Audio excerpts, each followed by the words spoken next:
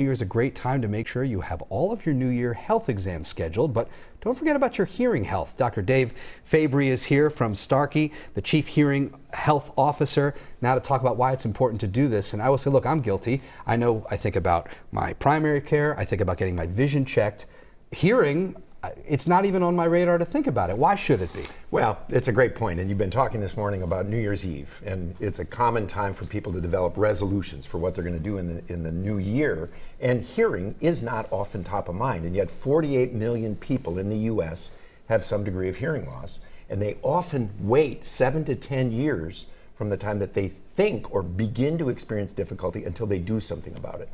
The other issue is that while many people think of hearing loss as typically being an older person's affliction, it can strike at any age. So I would argue one of the easiest New Year's resolutions is to just simply do a hearing screening or get a hearing check to see if you have a problem. Well, and that's an interesting point you're making about all ages, because if you took a stroll around the University of Minnesota, or if you really go through an airport, everyone's got headphones. Yeah. Okay, they're all listening to something.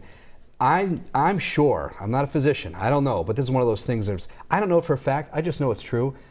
Having headphones all the time, listening to loud music, being in loud places, your hearing is going to be damaged over time.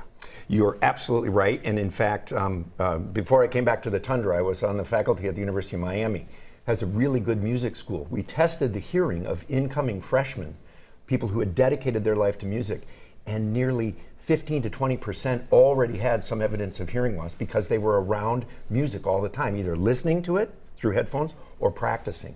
And so the ear really doesn't care whether you're working in a factory. If you're listening with headphones a good deal of the time, you're possibly at risk of hearing loss. So how do you know? You know, if my vision is getting poor, you can obviously tell I can't read that anymore. Yeah. Hearing might be gradual, so what are the red flags? When should what can I notice when it's time to go to an audiologist? It's a great point. You know, I say only half kiddingly, if you're 60 years of age and suddenly, for the first time now, everyone seems to mumble, you need to do something about it. But it's more common that family members or colleagues start to notice it before you do. What ends up happening is people start to pull back from social situations, have more difficulty in work, cocktail parties, holiday parties, which we've just been through this season. So if people are noticing that they're not having as much fun or they're not able to follow the conversation as well as they have in the past, it's a good indicator that they should get a hearing test. Starkey is a company that manufactures hearing aids. Can you talk to me a little bit about the technology? Because I think maybe there's a misperception and misconception about hearing aids. They're these big things, they're in their ears, and they're going to, there shouldn't be some shame to it. If you have a broken ankle, you got to wear an ankle brace. But talk to me about the technology and how they're improving and how people might even be wearing these things you don't even know. Yeah, you hit such an important point in the sense that people still envision hearing aids as these big bananas that go behind your ear. And oftentimes what we see in media coverage are devices that are 30, 40 years old. Hearing aids today either fit all inside the ear or over the ear and are nearly invisible, but the more important thing is the connectivity that they provide.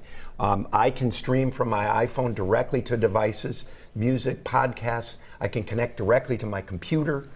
All of these things have really changed the attitudes about what hearing aids can do, and we like to think that they've made hearing aids a little bit cool. Right. And finally, even for folks who have healthy hearing in the new year, what are some ways we can protect our hearing that we have? Because that's got to be something we can do to maintain our health and maintain our own hearing. Avoid the damage. You're absolutely right. The ear doesn't care if it's noise or music or any other sound. It cares about the level of the sound and the duration of the exposure. You can download, we have a sound check app for Android or iPhone platforms that you can download and measure what the level is in real time, whether you're at the Packer-Viking game tonight or anywhere else, and see if that level is one that may be dangerous if you continue to listen. All right. Dr. Fabry, thank you so much for being here, and great tips for everybody.